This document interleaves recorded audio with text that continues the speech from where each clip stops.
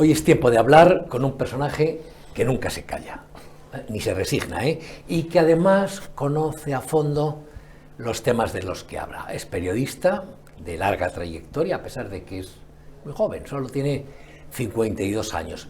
Una trayectoria tan larga que hasta yo compartí con él camiseta en otras latitudes y en otros medios, me parece que fue en El Mundo. Camiseta profesional, por cierto. Tertuliano feroz, es director adjunto del Grupo Libertad Digital. Bienvenido a Periodista Digital. Nada, encantado. Carlos Cuesta. Encantado, bueno, lo primero, de todo lo que haces profesionalmente, y haces muchas cosas, ¿qué es lo que más te llena? ¿Qué es lo que más te gusta? ¿Qué es lo que valoras más? Básicamente todo, porque en todo puedo combatir al comunismo. Con lo cual, esa es mi obsesión, esa es mi dedicación. Pero tú haces televisión, y incluso de tertuliano, fuera de la tuya propia, fuera de Libertad y el Grupo de Libertad Digital. Haces televisión en Internet, en Libertad Digital. En Libertad Digital. Apareces en radio de vez en cuando. Sí, yo bastante, creo que diariamente bastante. te escucho. Sí. Y escribes diariamente, además no una nota, siempre una o dos. ¿No hay algo ahí, dices, esto es lo mío o todo es lo tuyo? A ver, bueno, la gente que conozca mi historia, yo creo que ya hay mucha gente que lo sabe, en la solapa del libro que escribí, que por cierto en breve habrá otro, del gran impostor, dedicado a Pedro Sánchez. Podríamos ir metiendo a más gente de su familia, pero lo dediqué a Pedro Sánchez, y en la solapa venía la historia de mi familia. O sea, mi familia, que nosotros vivíamos en el País Vasco, mi padre era el delegado de Industria en la época de Lemóniz, le tocó tener que aguantar a ETA. Nosotros tuvimos un intento de secuestro en el 79, tuvimos más episodios lamentables y al final nos tuvimos que acabar de marchar de allá. Es decir, formamos parte de esas familias que, por desgracia y por aplicación, que hay que recordarlo, ETA es un grupo terrorista, no lo digo en pasado, es un grupo terrorista comunista, es un grupo terrorista que quiere implantar una república independiente en Euskal Herria marxista. Entonces, esa unión de dos tendencias, que son las mismas que en este momento están destrozando España, el comunismo, marxismo, cada uno que le llame como quiera, hay algunos que le llaman Podemos, que le llaman populismo, comunismo. Es el comunismo de toda la santísima vida. Y ese separatismo, que eran las dos causas, que son las dos causas de ETA, son lo que están destrozando y son lo que yo combato. ¿Cómo lo combato? Pues publicando determinadas informaciones, que gracias a Dios esas informaciones llegan a las tertulias, llegan a determinados sitios. Sé que estoy replicando el modelo que decía Pedro Sánchez, pero mira, si le fastidia, pues mejor, porque es que esto es lo que se llama periodismo. Tú buscas, investigas, buscas informaciones con pruebas. No hemos publicado una sola información que no vaya acompañada de su documento, de su audio, etcétera, probando todo. Eso, gracias a Dios, porque tiene relevancia, se cuela efectivamente en tertulias de radio, de televisión, evidentemente, y porque es verdad, señor Pedro Sánchez, evidentemente acaba influyendo en la opinión pública. Y así, la gente que creemos en la libertad, nos libramos de la gente que no cree en la libertad, como él. No te iba a preguntar si Pedro Sánchez es el peor presidente de gobierno que ha tenido España, aún tiene competencia ahí con Zapatero, pero me interesa mucho saber si, en tu opinión, durará mucho en la Moncloa. Pues yo estoy en estos momentos en una fase medianamente optimista. Y yo creo que no va a durar todo lo que él se piensa que va a durar. Si analizamos la figura de Pedro Sánchez, él está convencido de que es el primer presidente que ha existido, es Pedro I el histórico, Pedro I el cartero, ha hecho de todo este hombre, siempre es un récord en todo este hombre. La realidad es que tú lo miras y ha tenido el menor respaldo de la historia del Partido Socialista, la menor acumulación, la menor suma en todas las legislaturas de diputados, y lleva el menor tiempo de los presidentes que han sido presidentes por parte del Partido Socialista. Es decir, podríamos decir que en términos del Partido Socialista es el peor, incluso en términos de captación de voto. Él no gobierna por su liderazgo, él no gobierna porque convenza, él no gobierna por lo que consigue para España, él no gobierna, yo soy liberal, yo no creo en las recetas socialistas, de hecho me parece un desastre lo que provoca el socialismo, pero entiendo que haya gente que defienda el socialismo, vivimos en un país libre y plural, él no cree en esto. Y yo entiendo que esa gente pues vote a un partido socialista, pero es que a Pedro Sánchez se le debería haber votado, si era por el ideario socialista, para conseguir la erradicación de la pobreza. España tiene más de 3 puntos más de pobreza severa que cuando él llegó, para evitar que haya gente que llegue mal a fin de mes, que no consiga llegar a fin de mes. Hay 1 millón más de hogares que llegan mal a fin de mes, no llegan a fin de mes, desde que él está gobernando. Para haber tenido un mayor poder adquisitivo, tenemos 7 puntos de pérdida de poder adquisitivo. Un país liberal, netamente como es Irlanda, ha ganado 30 puntos de poder adquisitivo, es decir, cuando ellos compran un filete, bueno, pues es 30 puntos más grande, nosotros es 7 puntos más pequeño, en mi pueblo a eso le llamamos hambre. Bueno, pues todo eso es lo que le debería preocupar a la gente que vota al socialismo, y él no está consiguiendo recetas socialistas, él no es una persona que sea un líder del socialismo, y es la persona más acosada en estos momentos por casos que, independientemente que se demuestren que son corrupción, no son corrupción, que entran dentro de la tipificación estricta del Código Penal y hay carga probatoria para conseguir condenar a su mujer por tráfico de influencias, toda España sabe que es obsceno lo que está haciendo. O sea, toda España sabe que no es normal que a tu hermano, que viene de San Petersburgo, lo traes aquí, le creas un cargo a los 11 días de que tú consigas el mando pleno en el Partido Socialista. Él lo consigue un 18 de junio del 17, el 29 de junio tiene su hermano, por cierto, con seudónimo. Yo no conozco a ninguna persona que no tenga nada de lo que esconderse, que vaya con seudónimo por ahí. No lo conozco. Estaba el llanero solitario, que era bueno, y luego está David Azagra, que era malo. Entonces, le crean un puesto de trabajo a los 11 días. Lo enchufan. Ha conseguido acumular 273.000 euros oficiales con eso y muestra un patrimonio de más de 2 millones. ¿Qué ha hecho? Lo siembra. Le salen los billetes. Pero de todo eso, vamos a ver, Carlos, de todos los epígrafes de la corrupción, del Tito Berni, a lo de Armengol, al Begoña Gate, ¿cuál de esos epígrafes se va a llevar por delante a Sánchez, si alguno se lo va a llevar por delante? Yo creo que al final lo que se lo va a llevar por delante es que él está alimentando a una serie de cuervos, lo dio por la metáfora tradicional, que es el separatismo, que evidentemente no les va a poder dar lo que él quiere. O sea, yo estoy convencido, por desgracia, y yo eso sí que reconozco que tengo una decepción con España en lo que se ha convertido, con la gente, porque ahora que les escuchas a mucha gente hablar y decir, es que los jóvenes no podemos tener acceso a la vivienda, en mi época tampoco, es que los jóvenes no tenemos una ayuda para tal, en mi época no existía ni el concepto de esa ayuda, es que los jóvenes no podemos vivir en una vivienda digna, yo me pegué, creo que fueron 5 o 7 años viviendo en una casa sin calefacción, creo que no he salido tan mal, es decir, la gente puede hasta intentar aguantar, puede hasta intentar demostrar que tiene valor. Y la gente, yo estoy convencido de que en estos momentos no va a castigar por los casos de corrupción que rodean al presidente del gobierno. Y puedo utilizar la palabra corrupción con toda la tranquilidad porque, para empezar, toda la prensa internacional ha bautizado como corrupción lo que es obvio que es corrupción, que es toda la órbita de negocios extraños que rodean a Begoña Gómez. Pero yo estoy convencido de que España no va a castigar por corrupción a Pedro Sánchez. España, en una parte importante, se ha convertido en un país muy comandado por la envidia. A la gente que triunfa se le tiene asco. A la gente que trabaja y que sale a flote sin necesitar subvenciones se le tiene envidia, y a la gente que monta una empresa y tal es el malvado rico especulador. No, es la gente que sale a flote, y si tú no tienes narices para hacerlo, el problema es tuyo de cobardía, no es de ellos. Pero yo estoy convencido de que eso en España se ha implantado, y se ha implantado una especie de odio a la gente que sale a flote, y hay una parte muy importante, por desgracia, que está deseando destruir España, destruir riqueza, destruir empresas, destruir empleo, destruir a la gente que trabaja, y eso lo explota. Él genera ese muro. Ese muro es, venid a mí, todos los que odiáis o tenéis envidia, es un discurso de odio absoluto, pero eso le renta. Lo que yo estoy convencido que lo va a tumbar, por lo tanto, no va a ser eso. Va a ser que él ha alimentado a determinados aliados que en un determinado momento van a pedir destruir España abiertamente. Tienen nombre y apellidos. Sí, sí, tienes Junts, tienes Bildu, tienes Esquerra, tienes PNV, que debería empezar a espabilar, porque es que esa ola se lo va a llevar también a él, como no espabile. Tiene a toda esa gente que está pidiendo, queremos un referéndum separatista. Muy bien, ¿quieres un referéndum separatista? Y si sale que sí, ¿qué vas a hacer? Te vas de España. ¿Ah, sí? Pues te pones el último para poder entrar, el último de todos los candidatos para entrar en la Unión Europea. Es decir, vas a tener que esperar unos 30-40 años. En esos 30-40 años vas a tener que redenominar toda tu deuda en lo que tú te inventes. Los sabinos, los aragoneses, los puigdemones, en la moneda que a ti te dé la gana. Y con eso intentas sobrevivir. Y cuando te des cuenta que tus 200.000, 200 y pico mil millones convertidos en eso, no los colocas en el mercado de deuda, pero vamos, ni harto de vino, en ese momento, y cuando hayas quebrado 56 veces seguidas a tu población, en ese momento vendrás o tendrás que venir, evidentemente, solicitando volver a entrar con una papeleta en los dientes. No tener que llegar a esas circunstancias.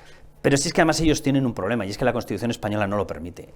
Y lo que ellos están pidiendo... Ya, pero con el PSOE, es decir, cuando dicen es que esto no es legal, que es un argumento que se ha utilizado fundamentalmente desde el PP de Rajoy, eso me acuerdo yo muy bien, es que no es legal. Que algo no sea legal o que no sea racional no significa que no pueda ocurrir. Oye, una pregunta.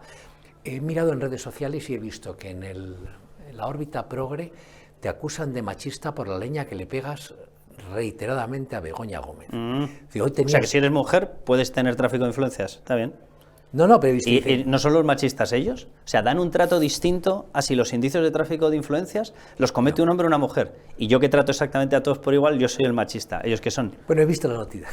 Oye... No, seguro, si debe ser el más leve de los insultos que tenga. Vamos. ¿Qué intentaba transmitir Pedro Sánchez con eso de punto y aparte y la máquina del fango y los pseudomedios cuando reaparece después de los 5 días de ejercicios espirituales en un cuarto baño de la Moncloa y la carta lacrimógena? ¿Qué mensaje o qué amenaza transmite con eso de esto hoy es punto y aparte? Pues al que se deje impresionar, amenaza, miedo, terror, voy a por vosotros y puedo acabar con vuestra forma de vivir.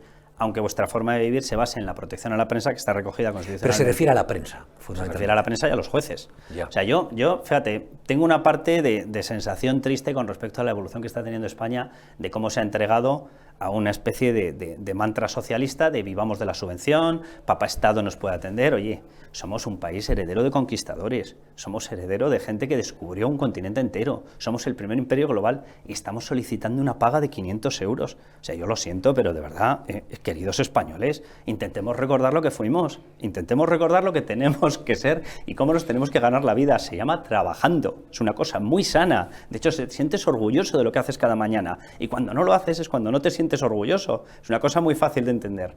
Pero fíjate que esa es la parte negativa de mi percepción sobre lo que está pasando en España. Pero, sin embargo, tengo una percepción muy positiva sobre cómo están reaccionando determinados colectivos y determinadas instituciones. ¿Cuáles?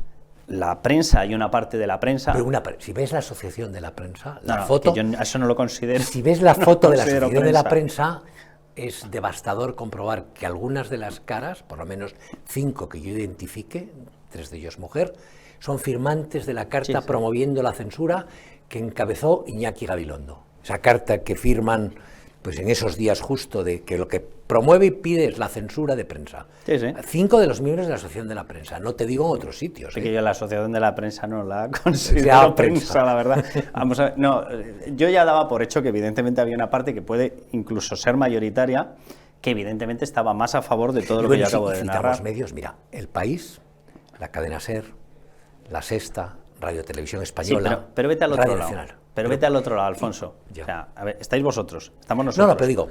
Están aguantando, o sea, muchísimos está aguantando el Confidencial, no aguantando, está haciendo lo que tiene que hacer, lo que se llama prensa, el Confidencial, Voz Populi, es que no me quiero dejar ninguno, que hay Diario, Directive, ABC, El Mundo, es que no me quiero dejar ninguno y seguro que me dejo, estáis vosotros, estamos nosotros, o sea, hay muchísimos medios que han reaccionado a esto, no por una cuestión ideológica, si de esos que yo he mencionado, seguro que tenemos diferencias ideológicas y demás, pero no han reaccionado por una diferencia ideológica, han reaccionado porque es el Estado de Derecho. Es decir, este señor Pedro Sánchez no puede llegar aquí y decir, a partir de ahora, punto y aparte. ¿Y qué es el punto y aparte? ¿Qué preguntabas? El punto y aparte es que se ha acabado vuestra protección como prensa porque tenéis la obligación de controlar a los poderes. ¿Cuál es la existencia? ¿Cuál es la razón de la existencia de la prensa? ¿La prensa para qué existe? ¿Para publicar los eventos de sociedad? Pues bien, pues vale también. ¿Para publicar los resultados deportivos? Pues vale también. Pero la esencia de su protección constitucional es una. Y es investigar y convertirse en un contrapoder privado. Y es que dentro de una libertad y de una pluralidad y de que cada uno lo vea desde distintas ópticas, investigue a los poderes públicos. Por eso tenemos protección, porque tenemos que ser capaces de dar una información que conforme todo el panorama que necesitas de información para poder votar. Punto final. Y este señor se lo quiere cargar. Y eso lo ha entendido más parte de la prensa de los que yo pensaba que lo iban a entender. Y luego los jueces. Los jueces se están comportando, muchos jueces, evidentemente los habrá que hayan doblado rodilla. En todas partes tienes eso. Pero encontrarte una colección de jueces, y tampoco quiero dejarme ninguno, pero el juez Aguirre, García Castellón, Marchena, Llarena, y de verdad que no me quiero dejar, porque seguro que me dejo por ahí, ¿sabes? Muchísimos de los que están actuando contra causas que son obvias, ¿no? Peinado, el que ha aceptado la denuncia por los indicios que hay sobre delito de tráfico de influencias de los actos de Begoña Gómez. Muchos que saben perfectamente que esto les va a impactar en su carrera y que si tenían alguna aspiración, en caso de que haya una renovación del Consejo General del Poder Judicial, ya se pueden despedir de tener un ascenso. Por muy buena formación jurídica que tengan, por mucha independencia que estén demostrando que se les debería premiar, van a obtener posiblemente un castigo, y han decidido hacerlo. ¿Por qué? Porque se creen en su papel. Has citado un sector de la prensa, y yo estoy de acuerdo, y creo además que se ha producido un punto de inflexión. Antes controlaban el flujo informativo, actuaban como guardabarreras y conseguían controlar el país y 4 más, y ahora no pueden controlar el flujo informativo, y eso es muy bueno para nosotros. Pero solo has citado la prensa y los jueces. ¿Y por qué el resto no protesta? Porque digo, la universidad alelada. Surrealista. La iglesia silente. No, súmalo, alelada. Y posiblemente es lo más benévolo que podemos decir. Penando sus pecados. El IBEX 35 acongojado. Arrodillado. Sí, tiene más miedo a Sánchez que a una vara verde. Te estoy hablando de altos ejecutivos, de los que mandan. Las asociaciones, ya lo hemos dicho antes, la de prensa y las demás. ¿Y por qué nadie habla? ¿Por qué nadie...? Digo, de toda esta gente, porque van a ser afectados por lo que viene. Vamos a ir repasando. Asociaciones, ¿de qué viven? De subvenciones. De subvenciones. Bien. El IBEX 35, muchas de ellas, otras no, pero algunas de ellas, ¿a qué se han acostumbrado?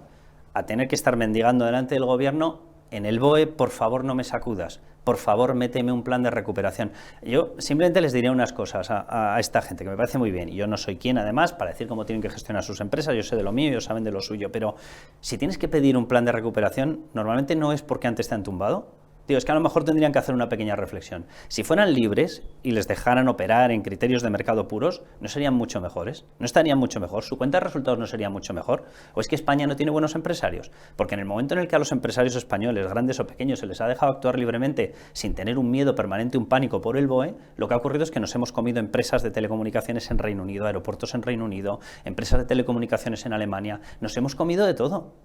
Y ahora no.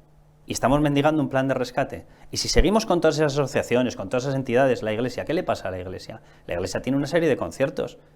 ¿Y qué es lo que está haciendo? Defender una posición defensiva. Mira, las democracias, cuando son maduras, lo primero que notas es que la gente es libre. Si la gente no es libre, es que la democracia no es madura.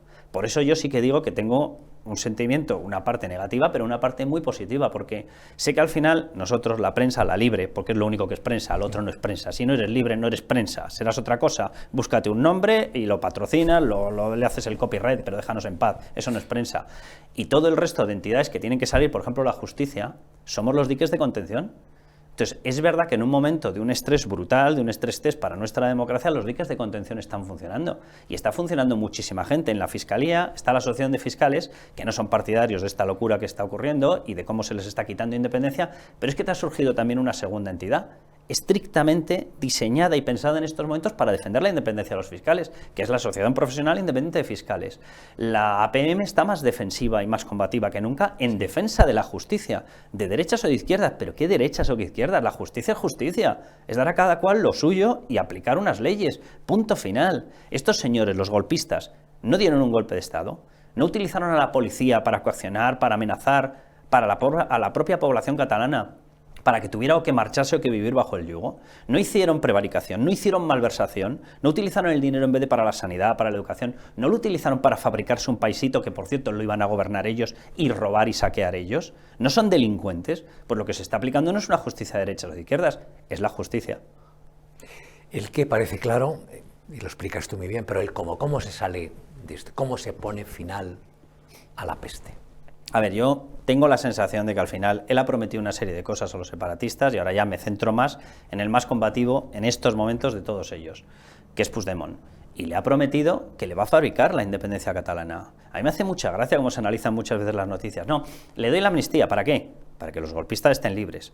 Pero la amnistía no es el indulto. El indulto es que tú le perdonas, la amnistía es que eliminas el concepto delictivo. Es decir, lo pueden volver a cometer. Por tanto, ¿qué es lo que le has dado? Volver a cometer un 1 de octubre. Sí. Libre, sin castigo penal. Eso es lo que le has dado. Bien, ¿qué más le has dado? No le he dado las cercanías, ¿vale? Para que controle todo. ¿Qué más le has dado? No, el control de la inmigración. Para controlar la inmigración tiene que controlar las fronteras. Le estás dando la independencia. ¿Pero por qué no podemos hablar en España claro de una vez? Le estás regalando los pasos hacia la independencia. ¿Cuál es el problema que van a tener todos ellos? Que no puedes dar la independencia. ¿Por qué no la puedes dar? Porque para que sea reconocida tu independencia te tiene que reconocer todas las fuerzas del país, punto uno. Es decir, tiene que haber un consenso, porque tiene que haber continuidad en ese reconocimiento. Y dos, te tiene que reconocer la comunidad internacional. A una Cataluña independiente, yo no sé dentro de 100 años, pero hoy por hoy no la va a reconocer nadie. A una Euskal Herria independiente no la va a reconocer nadie, para empezar, porque no existe. ¿Qué es eso de Euskal Herria? Pero si cogen hasta terrenos de Francia, ¿pero qué es eso? ¿Le vas a decir a Macron que le vas a coger un trocito? ¿Que le vas a decir, voy a aparcar aquí, mi coche, voy a dejar la chalaparta aquí, a ver si me la dejas hacer tocar un rato? O sea, ¿pero de qué están hablando? Y como no van a conseguir lo que les ha prometido Sánchez, le retirarán el apoyo. Y yo tengo la sensación de que posiblemente el más cercano sea el de Puigdemont. ¿Y te atreves a dar plazos? ¿Tú crees que este año tendremos generales? ¿Tú crees que este año va para largo? A ver, yo creo que este año, y a la vuelta de verano, hay una probabilidad de que a la vista de que ya se están viendo las costuras de este prometo cosas que no se pueden cumplir, puede haber una probabilidad de que se repitan elecciones en Cataluña y de que este señor, que lo que le encanta es romper el tablero, romper las reglas del juego, volver a tirar los dados, decida que hace una convocatoria de elecciones generales anticipada coincidiendo con las catalanas para intentar interferir y alterar el resultado de las catalanas. Que sería en octubre. Que sería en octubre, posiblemente primera quincena. Pues tú eres un chico joven, 52 años. Digo, chavalín. Hombre, y comparado conmigo no te digo. Comparado conmigo no te digo. Pero tienes una enorme experiencia, además profesional. ¿Es España en este momento menos libre de lo que era cuando empezabas en periodismo? Mucho menos. Tú empezaste hace 30 años. 30 años O sea, clavado. ¿es menos libre ahora? Es mucho menos libre, pero es mucho menos libre en prensa, es mucho menos libre culturalmente, es mucho menos libre en cine, es mucho menos libre en literatura, es mucho menos libre en expresión en la calle, es mucho menos libre... Y dirá la gente, yo vivía en el País Vasco, no me tiene nadie que contar lo que era aquello. Dice, bueno, ya, pero es que en aquel momento tenías la presión de ETA. En estos momentos tenemos la presión de ETA metida a través de las instituciones. Sí. O sea, en aquel momento, claro, que es verdad que te podían reventar el coche, y sé lo que es, porque que mi padre vivía con ese plan de protección. Es decir, todos nosotros vivíamos con ese plan de protección. Hemos vivido con escolta metida en casa, etcétera. Bueno, sé perfectamente lo que es, pero lo tenías en determinadas zonas. Y no se había asumido culturalmente por toda España que había que rendirse y arrodillarse ante ellos. Es decir, ¿tenías situaciones de una violencia extrema? Sí, pero tenías el convencimiento de toda la población de que esos violentos no podían ganar y que los buenos sí tenían que ganar. Y en estos momentos ves una parte importante, y es el voto de la izquierda, que está deseosa de que pierda mucha gente de los que lo ha hecho bien, que quiere olvidarse de toda la gente que lo hizo bien, incluso dando su vida por ello, con tal de que le paguen una subvención. Yo eso no lo había visto hace mucho tiempo. No hay peor esclavitud que la tuya con respecto a que hayas decidido que no quieres ganarte la vida por ti mismo. Porque no te preocupes que vendrá un caudillo, vendrá un esclavizador, vendrá un Pedro Sánchez y te someterá. Es el miedo a la libertad. El puñetero miedo a la libertad, que se llama cobardías. Sí, es verdad. Bueno, ya concluyendo, es decir, eres director adjunto de Libertad Digital, del grupo de Libertad Digital, radio, todas esas cosas, y trabajas al ladito del gran Federico Jiménez Los Santos. ¿Cómo se lleva eso? Yo le conozco de antes, ahora hablamos de vez en cuando, ha estado aquí en este mismo programa. Entonces yo me acuerdo cuando vino a Madrid con el tiro en la pierna y empezó a ser, me parece que era el editorialista de Diario 16. Puede ser. Que es de cuando lo conozco. Cuando él vino a Madrid, vino y enseguida lo colocaron en Diario 16 y era editorial. ¿Cómo es trabajar con él? Pues mira, una gozada, y al final acabas teniendo la sensación, oye, a él le tocó, a mi padre, gracias a Dios, se libró, a él le tocó en primerísima persona. O sea, a él lo secuestran, te acuerdas, lo atan a un árbol y le pegan un tiro. Él no era el hijo de una persona perseguida, no. Él era el objetivo. Sí. Y de hecho el objetivo que intentaron ejecutarlo, porque lo que intentaron fue matarlo. Y al final tienes la sensación de que, bueno, pues hay una especie de tribu que nos vamos juntando, porque evidentemente tienes determinados valores que sabes que nunca jamás los vas a pisotear. Te deja trabajar al 100%, o sea, sí que puede sonar a peloteo. Bueno, tú me conoces, creo que no he debido pelotear. No eres un hombre ni al balón ni al balón de fútbol. Pero vamos, pero es que es verdad, o sea, te deja trabajar plenamente libre. Todos sabemos ahí dentro que defendemos una serie de cosas que son buenas para España. Eso no significa que no haya libertad para opinar de otra forma, pero desde luego sí para sentir que lo que estás haciendo tiene que ser bueno para España, tiene que ser sincero, que tienes que pensarlo de una forma absolutamente sincera y que tenemos que tener un valor, básicamente porque si no nos llevarán por delante. La verdad que trabajar con Federico es muy fácil. Yo sé que puede haber gente que diga, claro, le ves ahí dando... Mira, es una persona que deja libertad plena dentro de la empresa. No, yo me siento muy agradecido. O sea, que lo pasas bien. Lo paso muy bien, lo paso muy bien. Bienvenido a Periodista Digital, muchísimas gracias y un placer.